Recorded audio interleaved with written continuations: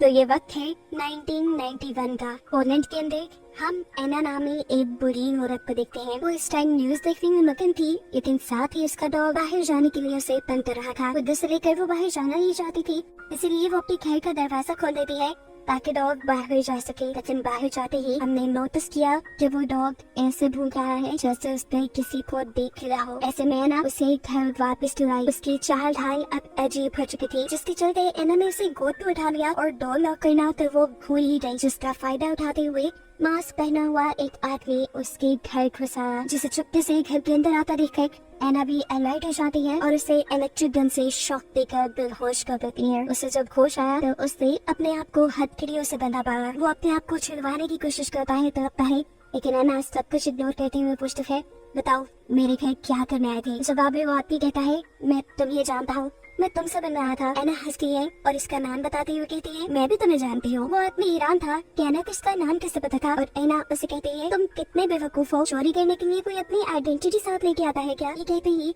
एना phone की तरफ बढ़कर पुलिस को कॉल मिलाने लगती है।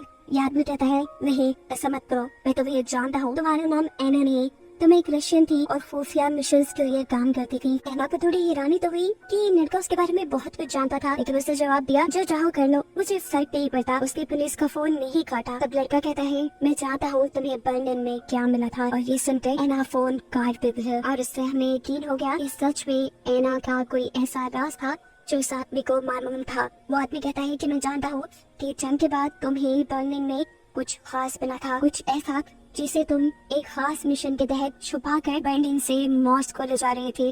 तुम्हारी ही टीम को ये सीक्रेट मिशन दिया गया था। उस मिशन को पूरा करते हुए तुम्हारी पूरी टीम में से सिर्फ तुम ही जिंदा बची। इतनी सारी चीजें अपने बारे में जानने के बाद वो उस लड़के से पूछती है, बताओो क्या चाहते हो तुम। वो लड़का कहता है, बस मुझे सच जानना है, मुझे जानना है कि तुम्हें क्या हिटलर के मरने के सबूत मिले थे। अगर मिले थे तो तुमने ये बात पूरी दुनिया से क्यों छुपाई, क्यों तुमने हिटलर को सबसे छुपाया।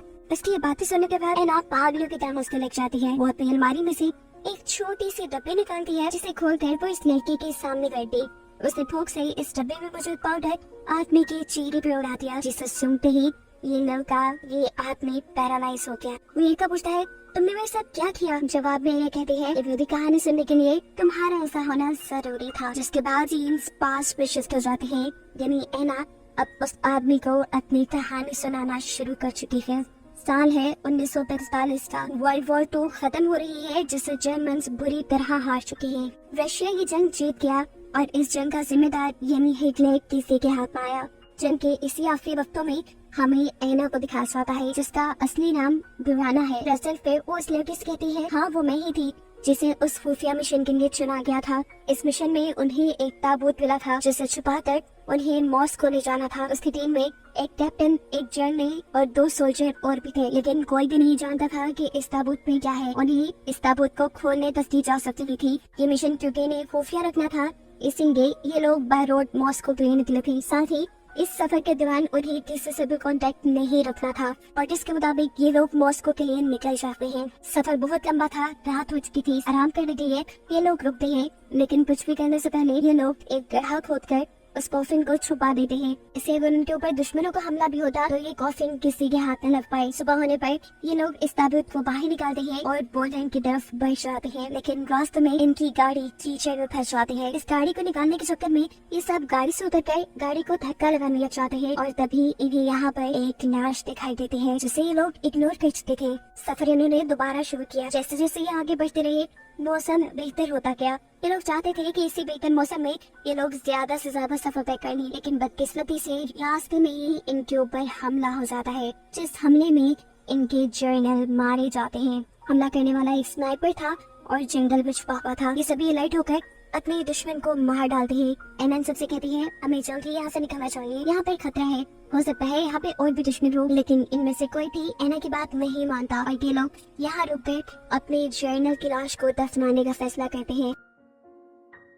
इसके बाद एना से कहती है, अब तो हमें चलना चाहिए, लेकिन कैप्टन ने फैसला किया कि वो पास के ही गांव में आज की रात गुजारेंगे। हालांकि ये गलत था, ऐसे उनका मिशन खराब हो सकता था, लेकिन किसी ने उसकी बात नहीं सुनी। इस वक्त दिखाया जाता है कि सच में कोई उनके ऊपर नजर रखे हुए था। फिलहाल गई तो एना इन लोगों के साथ ही गई, लेकिन फिर थोड़ी दूर जाने पे उसे एहसास हुआ कि उस ताबूत को अकेले गाड़ी में छोड़ने से इनका मिशन खराब हो सकता है। इसलिए उसने वापस गाड़ी तक जाने का फैसला किया और बाकी सब लोग यहाँ एक क्लब में चले जाते हैं। क्लब में एक लड़की ने सर्व करती है और नशे में धुत ये लोग फिर इस लड़की से ही बदतमीजी करने लग जाते हैं। ये लड़की घबरा चुकी थी। अपनी जान बचाने के लिए वो यहाँ से भागने ही वाली थी, लेकिन कैप्टन उसके यहाँ से भागने का रास्ता रोक चुके थे। इससे पहले कि उस लड़की के साथ कुछ भी बुरा हो जाता, यहाँ पर दोबारा एना एंट्री कर लेती है जो उस लड़की को बचाती है। वो लड़की यहाँ से वक्त रहते ही भागी, लेकिन अब उस लड़की के भागने के गुस्से में कैप्टन ने एना से ही बदतमीजी शुरू कर दी। एना की चीखें सुनते हुए एना को बचाने के लिए बाहर से एक आदमी आया, जिसने आते ही कैप्टन के ऊपर बंदूक तान दी। अपने कैप्टन को बचाने के लिए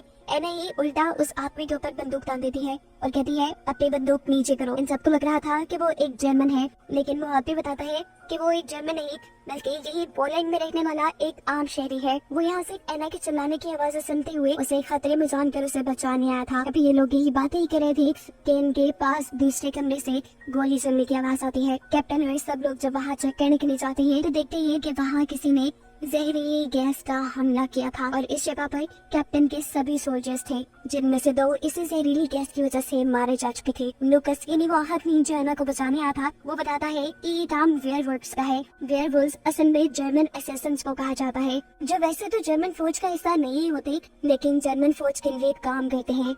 यही वेयरवुल्व्स जंगल में छुपकर सभी चीजों पे नजर रखते हैं और उनके दुश्मनों के यहाँ आने पे अपने दुश्मनों को खत्म कर देते हैं। अब क्योंकि एना की पूरी टीम रशिया से थी, इसलिए उन्हें दुश्मन जानकर उनके ऊपर वेयरवुल्व्स से हमला कर दिया। ये जो जहरीली गैस इन्होंने यहाँ फैलाई थी वो जहरीले मशरूम्स की थी, जो पहले तो इंसानों के दिमाग में जाकर उन्हें हेलुसिनेट करती है, यानी उन्हें अजीबोगरीब चीजें दिखाती है और फिर उन्हें मार डालती है। ये सब बातें सुनने के बाद एना को अपनी उस साथी का ख्याल आता है जिसको वो अपनी जीप में मौजूद कॉफिन के पास छोड़कर आई थी। वो अपने कैप्टन से कहती है कि हमें जल्द ही उनकी मदद के लिए पहुंचना चाहिए, लेकिन अब बहुत देर हो चुकी थी क्योंकि वेयरवुल्व्स ने उनके ऊपर भी हमला कर दिया था। इस हमले में किस्मत से एक सोल्जर बच गया, जिससे अपने दुश्मनों पे भी गोलियां चलाई और ऐसे अपने एक दुश्मन को तो मार दिया, लेकिन अब खुद भी उसके ऊपर ये गैस असर करने लगी थी। उसे हेलुसिनेशन आने लगे थे, अजीबोगरीब चीजें दिखाई देने लगी थी। इससे पहले कि वो भी मर जाता, यहाँ पर कैप्टन और एना आ जाते हैं उसे बचाने के लिए। वो लोग ऐसे बचा लेते हैं और अब एना कैप्टन से कहती है, देखिए वो दुश्मन हमारी वैन भी ले गई है, हमें जल्द से जल्द यहाँ से निकलना चाहिए उस ताबूत को लेकर। लेकिन कैप्टन ने एना को जवाब दिया, नहीं ऐसे नहीं जाएंगे, हम अपना बदला लेकर जाएंगे अपने दुश्मनों से। एना ने इसे समझाया कि ये सिचुएशन बदला लेने वाली नहीं है, इस वक्त हमारे लिए जरूरी है हमारा मिशन पूरा करना।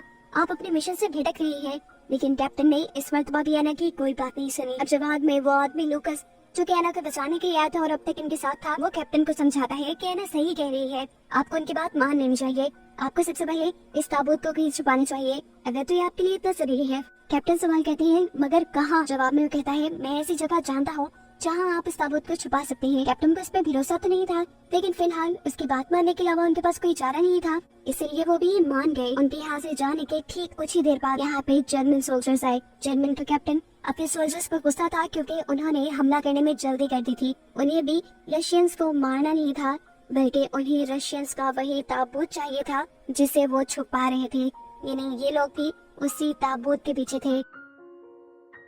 कैप्टन कहता है, तुम्हारी इतनी सी बेवकूफी ने सारा प्लान फेल कर दिया, अब मुझे किसी भी हाल में वो कॉफिन चाहिए, जाओ जाकर ढूंढो उन्हें। मालूम होता है कि ये जर्मन बर्लिन से ही उस कॉफिन का पीछा करते करते यहाँ पहुंचे थे। ये जर्मन जहाँ खड़े होकर बातें कर रहे थे, वहीं पर हमें एक रशियन सोल्जर यानी एना का साथी देखने को मिलता है, जिसे हम समझ रहे थे कि वो मर गया। वो अभी मरा नहीं था, वो सिर्फ बेहोश हुआ था और अब उसे होश आ चुका था। वो किसी तरह अपने साथियों के पास जाना चाहता था, इसलिए इन रशियन से छुपकर वो जंगल के रास्ते पे निकल गया और रास्ते में उसे मिली वही लड़की जिसे हम पहले क्लब में देख चुके हैं। वो बहुत ही ज्यादा घबराई हुई थी क्योंकि रशियन सोल्जर ने भी उसके साथ अच्छा बिहेव नहीं किया था, और जब वो घर वापस जा रही थी तो उसे एक जर्मन ने पकड़ लिया था, जिससे भी वो बहुत ही मुश्किल से जान छुड़ा कर आई थी। उसे लग रहा था कि अब माइकल नाम का ये फौजी भी उसी का फायदा उठाने के लिए आया है, लेकिन माइकल उसे कहता है, नहीं मेरा यकीन करो, मैं तो भी कोई नुकसान नहीं पहुंचाऊंगा, बस मुझे इतनी सी मदद चाहिए कि तुम मुझे इस जंगल से निकाल कर किसी गांव तक पहुंचा दो। वो लड़की मान जाती है कि लोग आगे बढ़ जाते हैं। इससे पहले कि ये लोग जंगल पार कर लेते, जर्मन्स की नजर माइकल पे पड़ जाती है और वो उसके ऊपर गोलियां चलाने शुरू कर देते हैं। माइकल तो फौजी था, इन गोलियों से बचना जानता था, लेकिन इस सारी फायरिंग के नतीजे में वो बेचारी मासूम लड़की मारी गई। इसकी मौत से माइकल को बहुत दुख हुआ। माइकल इस लड़की के पास बैठा हुआ था कि दोनों जर्मन्स जिन्होंने इनके ऊपर हमला किया था वो इनके पास आ गए, जिनमें से एक को माइकल ने चाकू मार के खत्म कर दिया, लेकिन दूसरा सोल्जर माइकल को पकड़ने में कामयाब हो गया। सीन कट होकर दूसरी तरफ हम कैप्टन एना और लुकस को देखते हैं, जो कि हिटलर की लाश के साथ एक घर के पास आ चुके थे। कैप्टन एनिस कहता है, हम इस आदमी पे भरोसा क्यों कर रहे हैं? तब एना उसे जवाब देती है, भरोसे के लायक तो तुम भी नहीं, फिर भी मैं तुम्हारे साथ हूँ ना। अगर हम इस मिशन के बाद वापस जा पाए तो देखना, सबसे पहली रिपोर्ट में तुम्हारी करूंगी। कितने रूल्स तोड़े तुमने। खैर, अब ये लोग हिटलर के कॉफिन को लेकर घर के अंदर चले जाते हैं। इनकी बदकिस्मती के अंदर जाता हुआ इन्हें एक जर्मन देख चुका था। घर का मालिक एक ओल्ड कपल था। जो लोग कॉफिन को देखकर समझ जाते हैं कि इस कॉफिन में लाश है, वो एक लाश को अपने घर नहीं रखना चाहते थे, लेकिन यहाँ कैप्टन उन्हें समझाने की कोशिश करता है,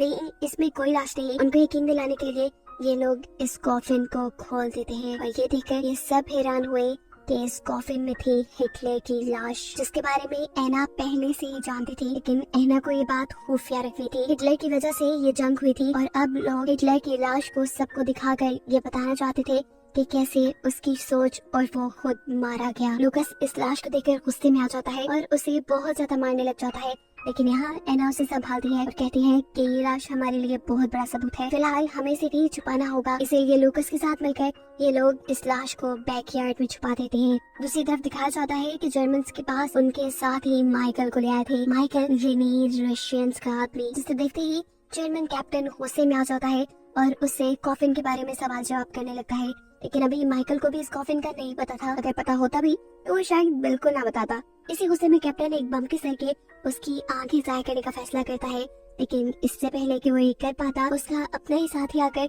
उसे खुशखबरी देता है कि उसे पता चल गया है कि रशियंस ने वो कॉफिन कहाँ रखा। ये बात सुनते ही जर्मन के मुंह पे एक खुशी की लहर दौड़ी थी। ये सब लोग माइकल को लेकर अब इस घर तक आ जाते हैं। माइकल के लिए एना के एक साथी को बंदी बनाते हुए वो एना की पूरी टीम से ये डिमांड करते हैं कि तुम उस कॉफिन को हमें दे दो, हम तुम्हारे बंदे को आजाद कर देंगे। लेकिन ये डील मानना उनके बस में नहीं था। एना अब खिड़की से ही उस आदमी के ऊपर गोली चलाती है जिसने माइकल को पकड़ा हुआ था, लेकिन इस हमले का कुछ फायदा नहीं होता क्योंकि गोली सिर्फ गर्दन को छूकर गुजर गई थी और इसके गुस्से में ही उस आदमी ने माइकल की कमर में एक छुरा खोप दिया था। अब जंग तो होनी ही होनी थी। ये लोग अपने घर के सारे खिड़कियां दरवाजे बंद कर देते हैं, लेकिन जर्मन भी इनके ऊपर हमला कर ही देते हैं। ये लोग भी चुपके से अपने बचाव में फायरिंग करने लगे और यहाँ जंग का एक माहौल बन गया। इसी जंग के दौरान हम देखते हैं कि एना का यानी रशियन का कैप्टन बाहर जर्मन्स के पास चला गया। उसे मरने से डर लगता था और ऐसी जंग में तो कोई भी मर सकता है।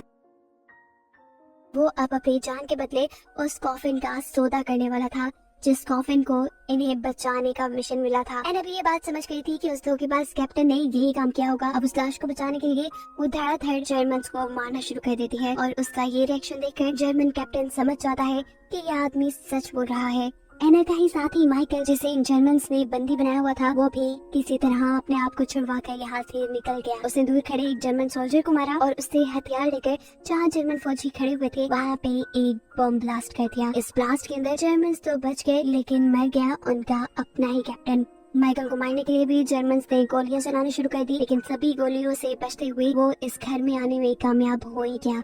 लेकिन अब फायदा नहीं था क्योंकि जर्मन ये घर जला चुके थे। अपनी जान बचाने के लिए जैसे ही ये लोग घर से बाहर निकलते हैं तो देखते हैं कि बाहर कोई भी जर्मन नहीं था। बैकयार्ड का भी दरवाजा खुला हुआ था और दूर जर्मन की गाड़ी भाग रही थी। साफ मतलब था कि वो हिटलर की बॉडी ले गए। माइकल ने एना को बताया कि मैंने उनकी बातें सुनी थी, वो चर्च की तरफ जा रहे थे, इसीलिए ये सब लोग भी चर्च की तरफ भागते हैं। और यही चर्च के अंदर अब हम जर्मन कैप्टन को देखते हैं जो अपने साथियों से कह रहा था, हमें इस लाश को खराब करना होगा, इसका पोस्टमार्टम करना होगा और सब रिकॉर्ड भी करना होगा ताकि लोगों को हिटलर के मरने की सच्चाई पता न चले। वो चाहता था कि लोग ये सच्चाई ना जाने कि जिस सोच के लिए हम लोग मरे वो सोच देने वाला आदमी भी मर गया। ये लोग अब अपनी तैयारी शुरू करके हिटलर का पोस्टमार्टम करना शुरू कर देते हैं। वो जी तोड़ कोशिश कर रहे थे ये प्रूफ करने की कि ये हिटलर की लाश नहीं है। इसी दौरान एना और उसके साथी चर्च की विंडो से यहाँ पर उसी गैस से हमला कर देते हैं, जिस जहरीली मशरूम वाली गैस से सबसे पहले जर्मन्स ने उनके ऊपर हमला किया था। इस गैस की वजह से ये लोग हेलुसिनेट करने लगे,